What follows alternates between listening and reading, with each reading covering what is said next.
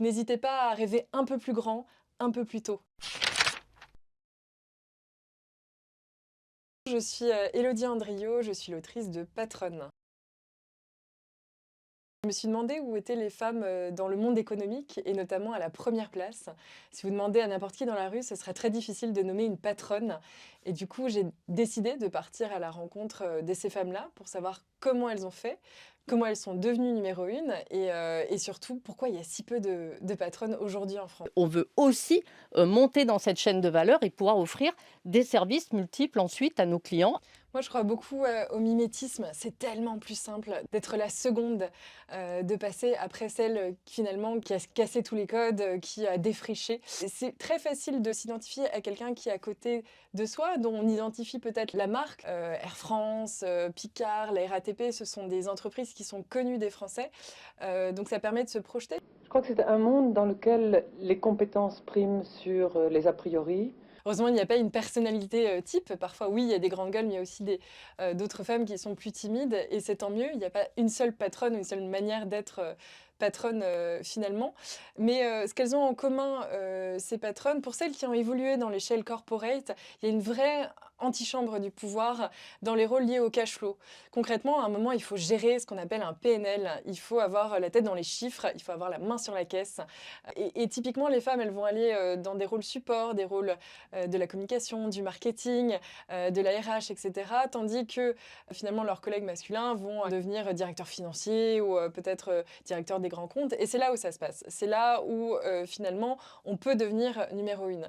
Donc je dirais qu'elles ont ça en commun. Elles ont un sacré réseau, ces patronnes. Comme le dit Fabienne Arata de LinkedIn, quel que soit son niveau de seniorité, on peut être l'aidé ou l'aidant de quelqu'un.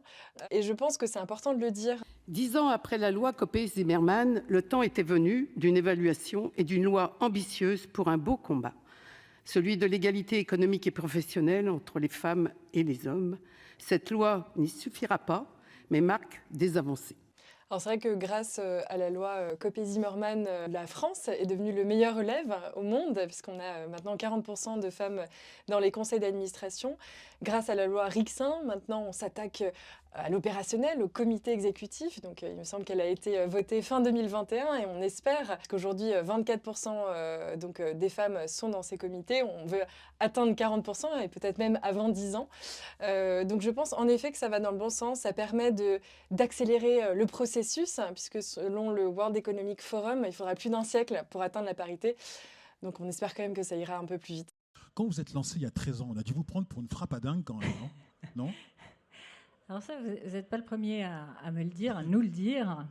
Celle qui m'a vraiment subjuguée parmi toutes les patronnes, même si elles sont toutes absolument extraordinaires, c'est Sophie Hersan, qui, aux côtés de Fanny Moisan, dirige Vestiaire Collective. Vestiaire Collective, c'est la seule licorne en France dirigée par des femmes.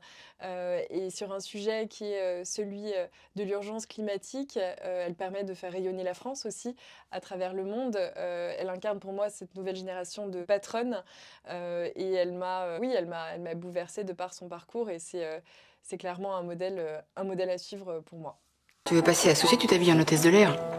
T'as pas lu La domination masculine de Bourdieu? Oh, Juliette! La première patronne que j'ai rencontrée, c'était Iris Knobloch qui dirigeait Warner Bros, qui aujourd'hui est à la tête du Festival de Cannes. Et j'étais stagiaire chez Warner. C'était mon premier emploi. J'aurais bien voulu rencontrer une patronne auparavant parce que je me suis dit que plus tard, peut-être, je voulais devenir elle. Donc n'hésitez pas à rêver un peu plus grand, un peu plus tôt.